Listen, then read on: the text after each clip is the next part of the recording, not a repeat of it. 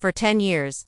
My best friend kept me from being in any relationship for a decade. I believed my closest friend was protecting me from heartbreak. It never crossed my mind that she was the reason every relationship fell apart. Last night, everything I thought I knew about my life cracked open. My name is Natalie, and the person I trusted most was a woman named Lauren. We met in middle school when she transferred in during 7th grade. She looked lost sitting alone in the cafeteria, so I waved her over to my table. That small gesture turned into a friendship that shaped my entire life.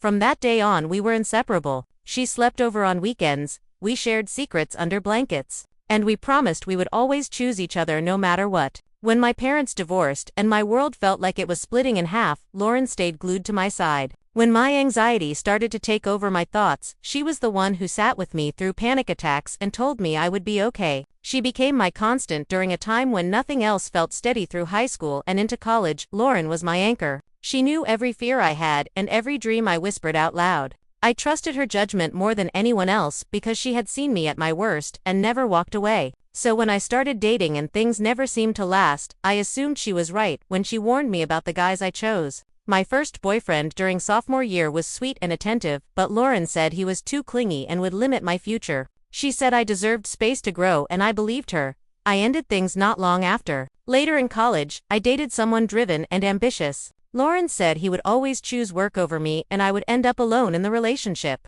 6 months later, I broke that one off too. It became a pattern I barely noticed. Every time I grew close to someone, Lauren pointed out a flaw and framed it as concern. I never questioned her motives because I thought that was what best friends did. After graduation, I poured myself into my career and stayed single for a while. Lauren supported that choice and often reminded me that independence suited me. Then 8 months ago, everything shifted when I attended a work conference and met Ethan.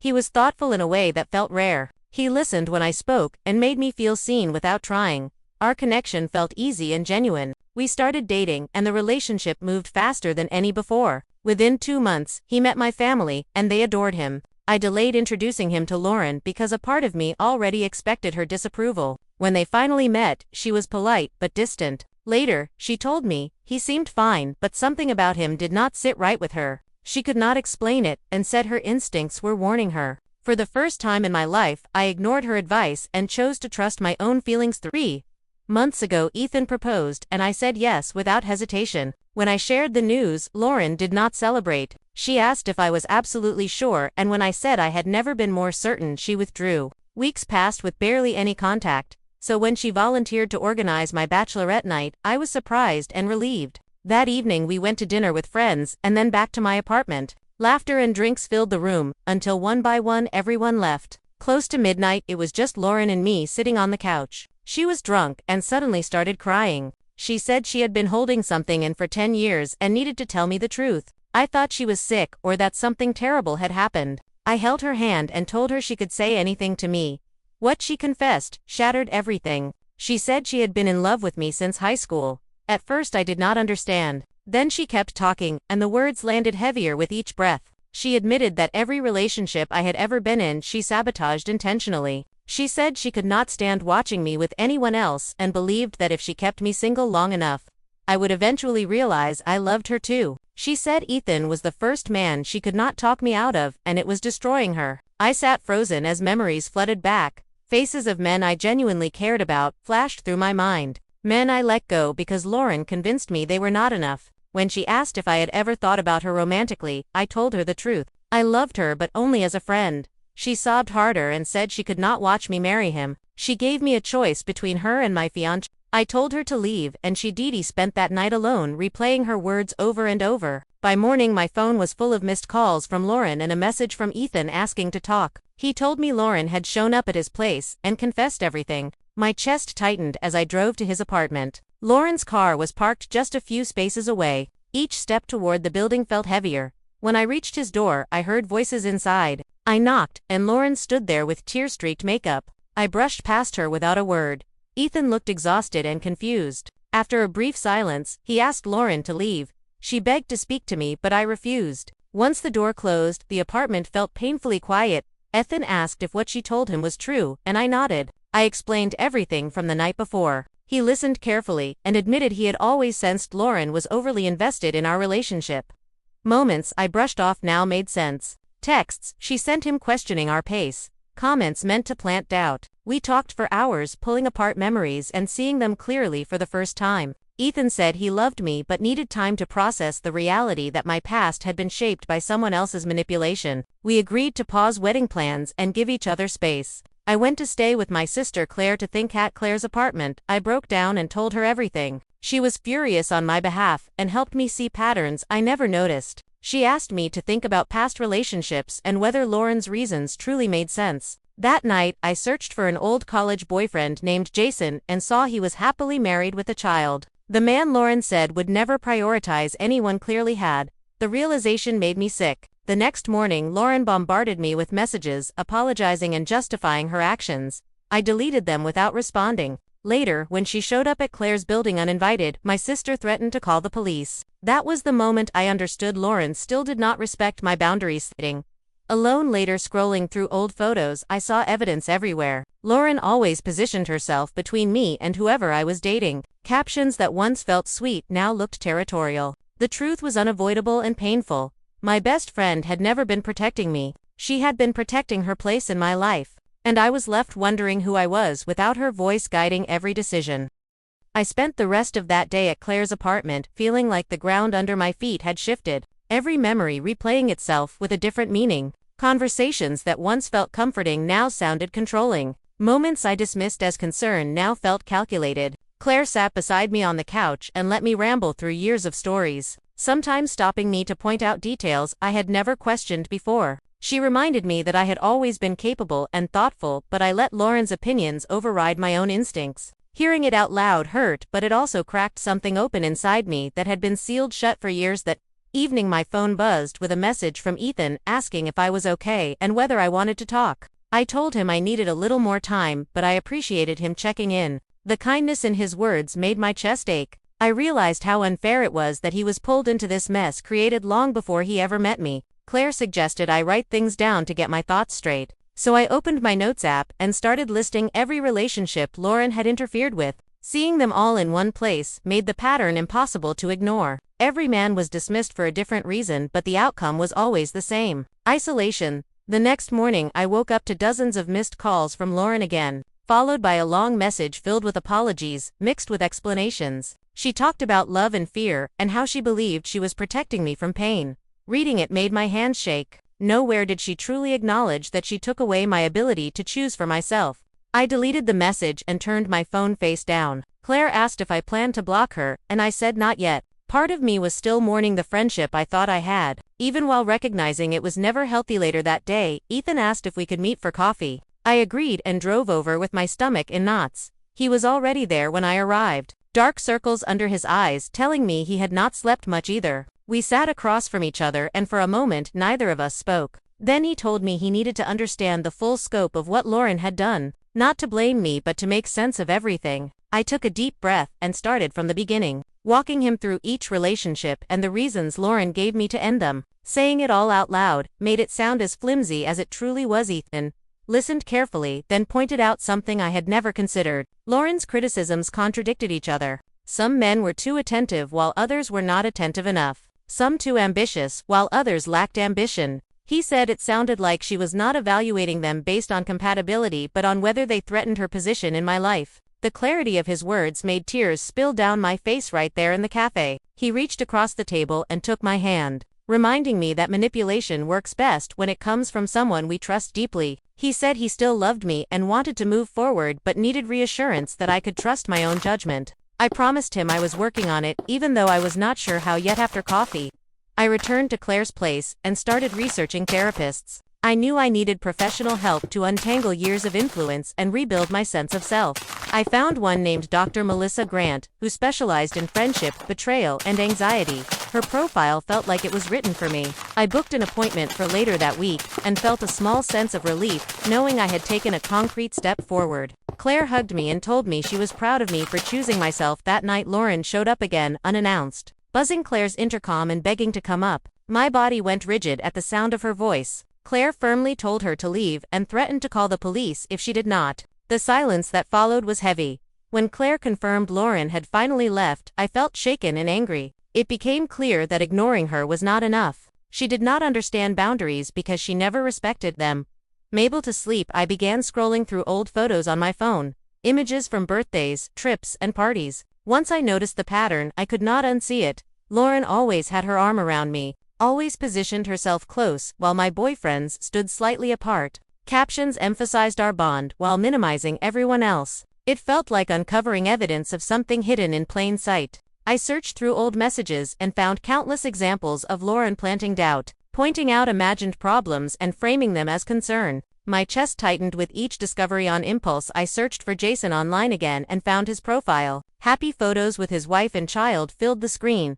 Something inside me urged me to reach out, so I sent a short message, apologizing for how I handled our breakup years ago. I did not expect a response, but he replied kindly, saying he appreciated the message and hoped I was doing well. When he asked what made me think about it now, I hesitated, then told him the truth about discovering my best friend's manipulation. His response came quickly, saying that explained so much, and asking if I wanted to talk. We spoke on the phone for nearly an hour. Jason told me he had been confused when I ended things because from his perspective, everything was going well. Then he said something that made my heart drop. He revealed that Lauren had pulled him aside at a party and told him I felt smothered and needed space. Believing he was respecting my wishes, he pulled back, unknowingly creating the distance Lauren later used as proof he was not prioritizing me. Hearing this confirmed that Lauren did not just influence me, she interfered directly, sabotaging relationships from both sides. After the call, I sat in silence, feeling a mix of rage and grief. The betrayal ran deeper than I imagined. A few days later, I sat in Dr. Grant's office for my first session. The room was warm and calm. She listened as I explained the confession, the ultimatum, and the years leading up to it. She asked me to go back further and describe how Lauren and I became close. As I talked about middle school anxiety and my parents' divorce, she gently pointed out how vulnerable I was when Lauren entered my life. She explained how reliance can slowly turn into control without either person fully realizing it. Understanding the dynamic made me feel angry at Lauren and heartbroken for the younger version of myself. When I met Ethan for dinner later that week, I told him about the conversation with Jason and what I learned in therapy. He admitted Lauren had messaged him early in our relationship, expressing concerns and subtly questioning our pace. At the time, he brushed it off as protectiveness. Now it was clear she was following the same pattern. Ethan said he believed our relationship was real but needed to see me making choices independently. I agreed and told him that was what I wanted to. Back at Claire's apartment, she suggested I talk to someone else who knew Lauren and me over the years for perspective.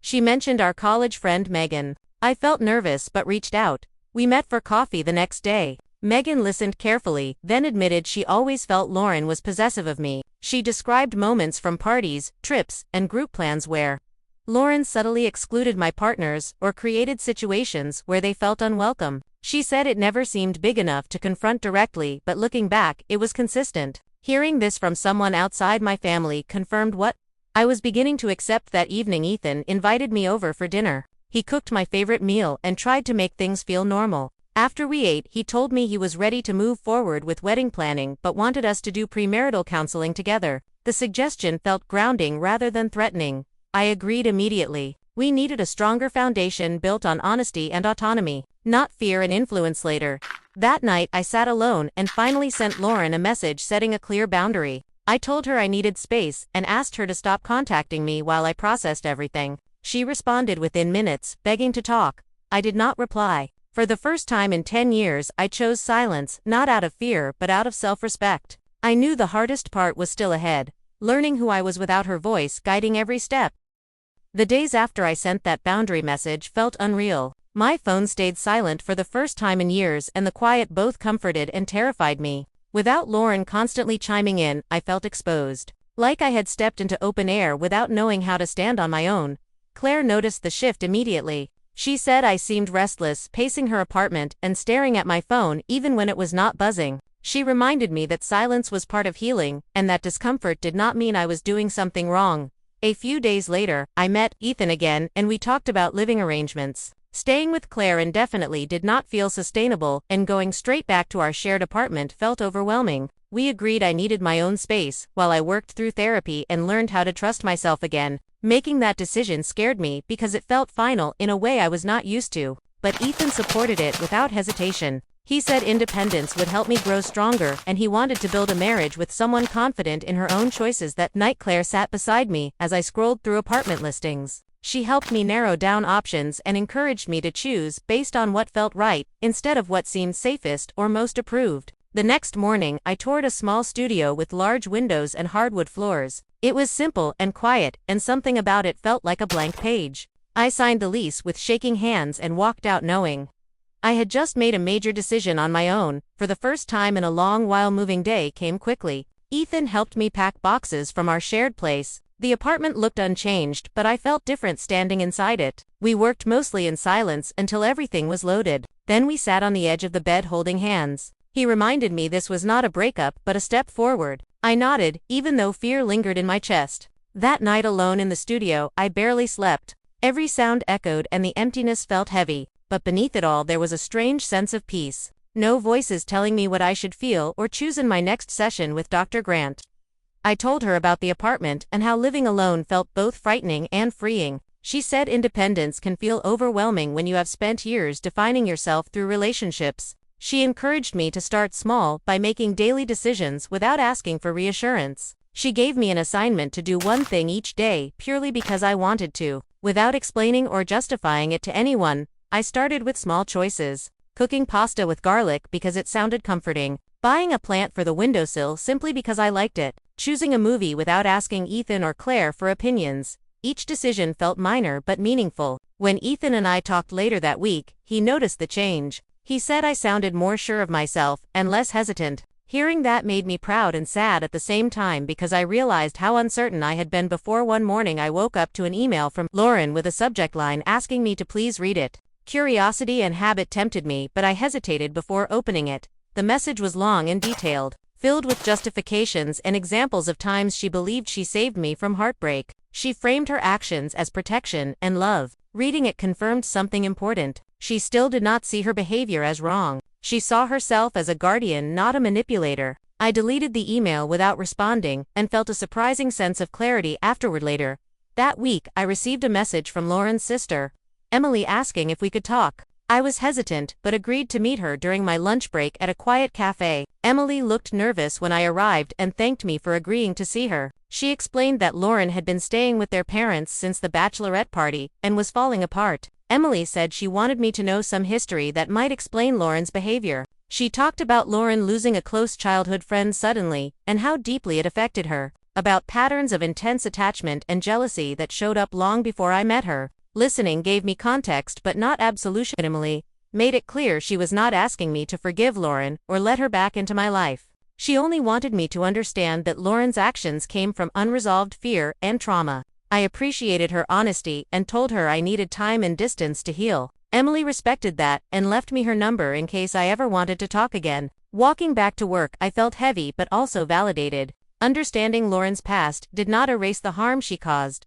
On therapy, Dr. Grant helped me process that conversation. She emphasized that understanding someone's trauma does not mean accepting mistreatment. Boundaries are still necessary even when compassion exists. Hearing that lifted a weight I did not realize I was carrying. I did not have to choose between empathy and self-protection. I could hold both. Ethan and I began premarital counseling with a therapist named Andrew Miller. During our first session, Andrew asked what we needed from each other to move forward. Ethan said he needed to see me trusting my own judgment and not deferring to others for validation. When it was my turn, I said I needed patience as I rebuilt confidence in myself. Andrew assured us both that growth takes time and suggested weekly sessions leading up to the wedding. He gave us exercises designed to strengthen autonomy and communication. One assignment involved making decisions independently and then discussing them together. The goal was not approval but understanding. The first time we tried it, I felt nervous choosing something without Ethan's input, but when we shared our decisions later, I realized he respected my choices even when they differed from his.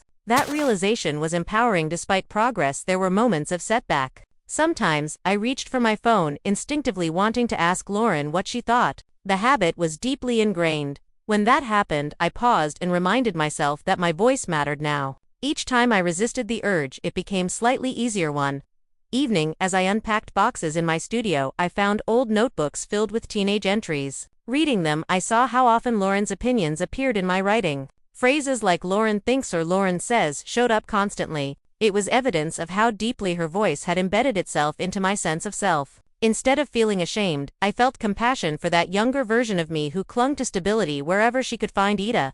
Few days later, I met Megan again and thanked her for being honest with me. She told me she admired how I was handling everything and encouraged me to keep prioritizing my own well-being. Hearing support from someone who knew the full story reinforced that I was not imagining the manipulation. As weeks passed, the quiet of my apartment began to feel less lonely and more grounding. I started to enjoy mornings with coffee by the window and evenings filled with my own routines. Ethan and I continued to grow closer through honest conversations rather than constant reassurance. Our relationship felt more balanced and intentional. Lauren did not stop trying to reach me entirely, but her attempts became less frequent. I maintained my boundary and resisted responding. Each unanswered message reinforced that I was choosing myself, not out of spite, but out of necessity. One night after a long day, I sat on the floor of my studio, surrounded by half-unpacked boxes, and realized something important. For the first time since middle school, my life decisions were mine alone. The fear was still there, but it no longer controlled me. Beneath it was a growing sense of confidence I had never fully felt before. I did not know exactly who I was becoming, but for the first time I was willing to find out on my own. As the weeks moved forward, my routines settled into something steady and unfamiliar in a good way. Mornings started with quiet instead of rushed messages. Evenings ended with reflection instead of replaying someone else's opinion in my head. Living alone forced me to sit with my own thoughts, and while that scared me at first, it slowly became empowering. I began noticing how often I checked in with myself before making even small choices, something I had never done before. Each time I trusted my own instinct, it felt like reclaiming a piece of myself that had been missing. Ethan and I continued premarital counseling with Andrew every week. Each session peeled back layers of habits we had not fully examined before. Andrew encouraged open honesty even when it felt uncomfortable. During one session, he asked me to describe how it felt to make decisions now compared to before. I told him that for years my choices felt borrowed, like I was wearing someone else's coat. Now they felt raw, and sometimes heavy, but undeniably mine. Ethan squeezed my hand when I said that, and told Andrew he could see the change in how I spoke and carried myself. One exercise Andrew assigned involved identifying moments when I felt the urge to seek validation and tracing where that impulse came from. The answer almost always led back to Lauren. Not because I missed her voice specifically, but because my mind had been trained to doubt itself. Recognizing that pattern helped me interrupt it. Instead of reaching outward, I started pausing and asking what I truly wanted or believed. Sometimes the answer surprised me, but it always felt honest. During one of my therapy sessions with Dr. Grant, I shared how I still felt flashes of guilt for cutting Lauren out, especially when I thought about her childhood trauma and what her sister had told me. Dr. Grant reminded me that guilt often appears when people who are used to overgiving finally choose themselves. She said I was not responsible for fixing Lauren or sacrificing my well-being to ease her pain.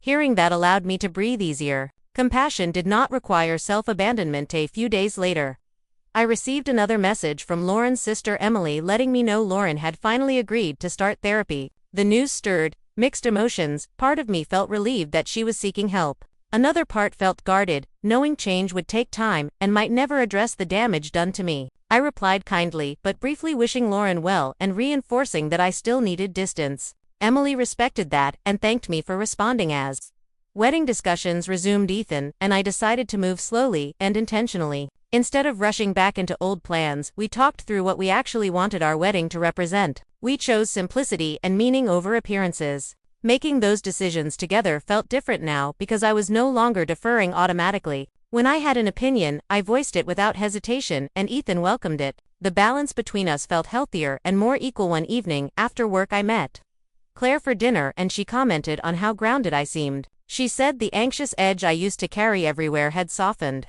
I laughed and told her I finally felt like I was standing on my own feet instead of leaning on someone else for balance. She reminded me that growth often looks quiet from the outside but monumental on the inside. Not long after that, I ran into Lauren, unexpectedly, at a grocery store across town. My heart jumped when I saw her standing near the produce section. For a split second, muscle memory kicked in, and my body leaned toward her. Then I stopped myself. She looked thinner and exhausted. Her eyes locked onto mine with a mix of hope and fear. She took a step forward and said my name, softly. I nodded politely and told her I hoped she was doing okay. She started to speak faster, saying she was in therapy and she understood things better now. I listened without interrupting but did not invite further conversation. I told her I was glad she was getting help, but I was not ready to reconnect. Her face fell, but she nodded and stepped back. Walking away from that interaction, I felt shaky but proud. I had held my boundary without cruelty or collapsed later.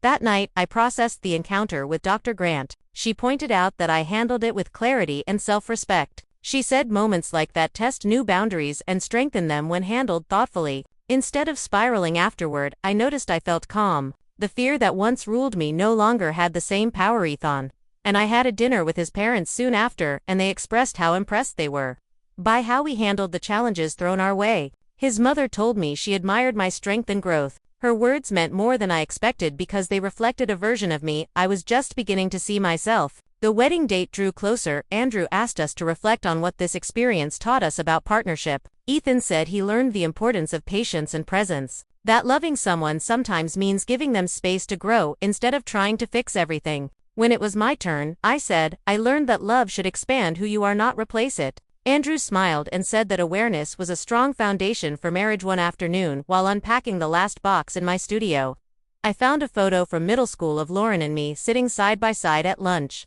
For a moment, grief washed over me, for the friendship I thought we had. Then clarity followed. I placed the photo in a drawer instead of on display, honoring the memory without letting it define me. Closure did not require erasing the past, only releasing its control. In the final weeks before the wedding, my days filled with simple preparations and meaningful conversations. I spent time alone journaling and reflecting on how far I had come. The girl who once second-guessed every choice was learning to trust herself. Not perfectly but consistently. That felt like real progress. Ethan noticed the difference too. He told me one night that he felt like he was marrying someone who truly knew herself, not someone shaped by fear or outside influence. Hearing that brought tears to my eyes because for the first time I believed it too. On the morning I finalized my wedding dress fitting, I stood in front of the mirror and felt calm instead of anxious. I was not wondering what Lauren would think or whether someone else approved. I simply asked myself how I felt, and the answer was clear. I felt ready. As the ceremony approached, I reflected on how pain had led me here. Not by breaking me but by forcing me to rebuild. Losing Lauren was devastating, but it gave me back my voice. Learning that lesson was costly but invaluable. The night before the wedding, I sat alone in my studio with the lights low and a cup of tea warming my hands. I thought about every version of myself that led me to this moment. The scared middle schooler, the anxious college student, the woman who finally chose herself. All of them deserved compassion. All of them led me forward. I went to sleep knowing that whatever happened next would be chosen with intention. Not fear, not manipulation, just truth, and that made all the difference. The morning of the wedding arrived quietly, sunlight spilling through the windows of my studio and settling across the floor. I woke earlier than my alarm and lay there breathing steadily, noticing how calm my body felt. There was no knot in my stomach, no racing thoughts, no urge to reach for my phone and ask someone else if I was doing this right. For the first time, a major moment in my life felt grounded and certain. I made coffee and stood by the window watching the city wake up, thinking about how different this morning felt compared to the chaos of the past months. Claire arrived a little after 8, carrying breakfast and her makeup bag. She took one look at me and smiled, saying I looked peaceful. She teased me about finally being the calm sister while she used to be the anxious one on her own wedding day. As we ate, she reminded me how proud she was of the way I handled everything with Lauren. She said it would have been easier to fold or to keep the peace, but I chose myself instead. Hearing that from her meant more than she probably realized.